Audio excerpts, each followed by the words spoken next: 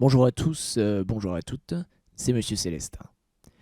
Aujourd'hui, on se retrouve pour une nouvelle vidéo qui va faire partie de la série Pédagogie. Et elle sera en lien notamment avec la pédagogie explicite.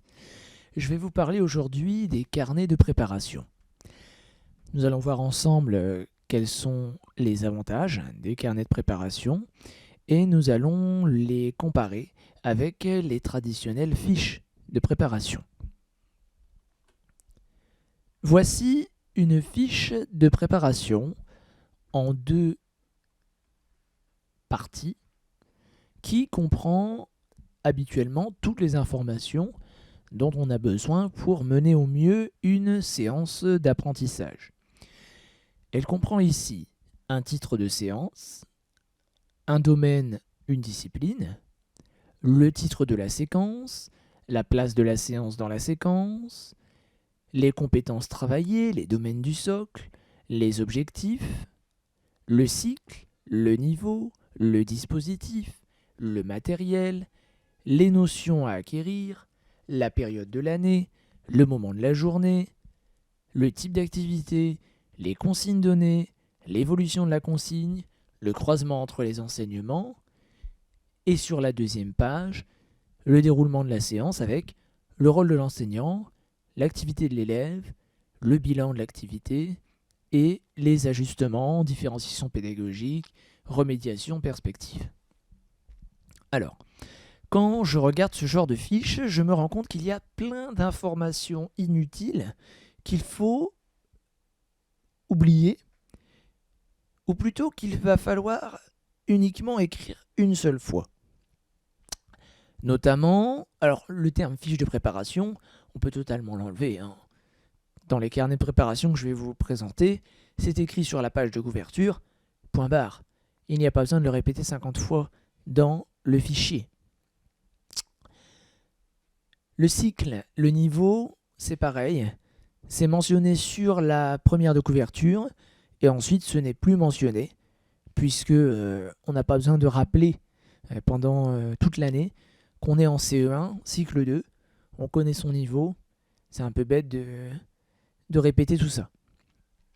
L'enseignement, la discipline ou le domaine, pareil, c'est écrit une seule fois et c'est écrit sur la page de couverture que je vais vous montrer dans un instant. Ensuite, la période de l'année scolaire. Alors, il y a une programmation, un rappel de programmation dans le carnet de préparation. Donc, la période de l'année n'est pas mentionnée sur les préparations de leçons. Le moment de la journée non plus, puisque c'est inscrit dans l'emploi du temps et je trouve dommage de toujours répéter les mêmes choses, recopier les mêmes choses. Ça sert strictement à rien. Le titre de la séquence et la place de la séance dans la séquence, ça je l'ai gardé. Je vais vous montrer dans un instant. Les compétences travaillées et les domaines du socle. Alors, les compétences travaillées, j'ai décidé de coder les compétences. Alors, je vais vous montrer tout de suite à quoi ça ressemble. Ici, vous voyez la page de garde avec l'année scolaire, préparation des leçons de géométrie, cours élémentaire première année et mon nom. Donc, on sait quelle année on sait quelle discipline on va travailler dans le carnet de préparation et on sait en quelle classe on est. Donc toutes ces informations, on ne les répétera plus jamais dans les fiches à l'intérieur de ce carnet.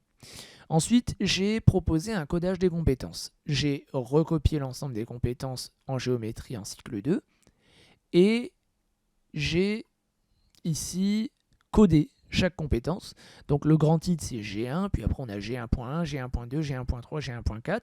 Cela évite de tout recopier à chaque fois parce que ça prend de la place. Et par conséquent, quand on regarde la fiche séquence, compétences travaillées, G1.2, et la fiche séance, compétences travaillées, G1.2. Comme je l'ai mentionné, ici il y a une programmation qui permet de voir quelle séquence sera faite à quel moment de l'année. Donc période 1, on sait qu'on fera repérage dans l'espace. Donc ça, c'est pas mentionné dans les fiches de préparation de séance.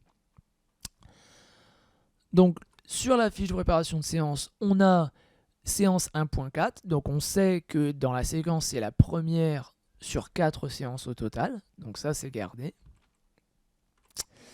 Si on repart du côté de la fiche de préparation initiale, donc les compétences travaillées donc, sous forme de codage, les objectifs de l'activité sont mentionnés dans la fiche, donc à la fois dans la fiche séquence et dans la fiche séance. Ensuite, le cycle niveau, c'est sur la page de garde. Le dispositif, alors ça c'est mentionné à chaque phase de séance, je le fais. Donc j'ai mis soit une bulle pour dire que c'est de l'oral, soit un carnet pour dire que c'est de l'écrit. Et après, collectif, individuel, binôme, etc. etc. Le matériel est mentionné dans la préparation. Il est mentionné ici dans le petit carré vert. Et ensuite, donc la période de l'année, je ne la prends pas en compte étant donné qu'il y a une programmation en début de carnet. Le type d'activité, je ne le mentionne pas. Enfin, si, puisque, excusez-moi, j'ai écrit mise en situation, modelage, pratique guidée, etc. Bilan des apprentissages, donc oui, il y a un type d'activité mentionné quand même. Et ensuite, donc, sur la partie déroulement, les consignes sont mises en vert et elles sont rédigées telles qu'elles sont prononcées. Les activités de l'enseignant et des élèves sont en normal, donc je veux dire pas en gras, pas en italique, sous la consigne donnée. Et alors, la différenciation pédagogique, la remédiation n'est pas mentionnée. Pourquoi? Puisque je ne sais pas à quoi va ressembler la séance ce jour-là. Donc, elle est prête comme ça. Et puis après, on ajuste sur le moment où, après la première séance, on voit les difficultés que rencontrent les élèves. Et puis, dans le cahier journal, on viendra mentionner les éléments de différenciation pour aider les élèves à atteindre les objectifs visés. Des bilans, des retours sur activité, je n'en ai pas prévu dans le carnet de préparation. Ça pourrait être fait à côté. Et le carnet de préparation pourra être modifié car j'ai gardé la version Word. Voilà. Ici, donc, si on regarde un petit peu, séquence 1, repérage dans l'espace. Les compétences ont été codées, les domaines du socle sont mentionnés. On a les 4 séances de la séquence et les objectifs de la séquence. Pour chaque séance, on retrouve le numéro, donc c'est la séquence 1, le titre, la place dans la séquence, les compétences, le socle commun, les objectifs, le matériel dans le petit carré vert, et puis après, chaque phase de séance est mentionnée ici.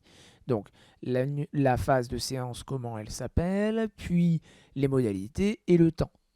Utiliser des émoticônes, des symboles qui sont disponibles dans les polices Winjets, Windings sur Word permet d'avoir moins d'informations.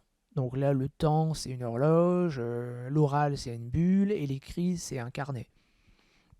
Donc à chaque fois, ce qui est travaillé, la consigne, puis les activités des élèves ou de l'enseignant. Voilà pour ces carnets de préparation. Donc ils sont identiques, je change les couleurs pour que ce soit joli, ils sont identiques dans toutes les disciplines que j'enseigne et ils permettent donc sur 2 pages, disons une page recto verso et une page recto, d'avoir toute la séquence. Au lieu de faire une fiche de préparation de 2-3 pages par séance. Donc c'est économique, c'est sur c'est format A5. Et voilà pour les carnets de préparation. Merci d'avoir regardé la vidéo. N'hésitez pas, abonnez-vous, likez et activez la cloche pour avoir plus d'informations sur la chaîne. Au revoir.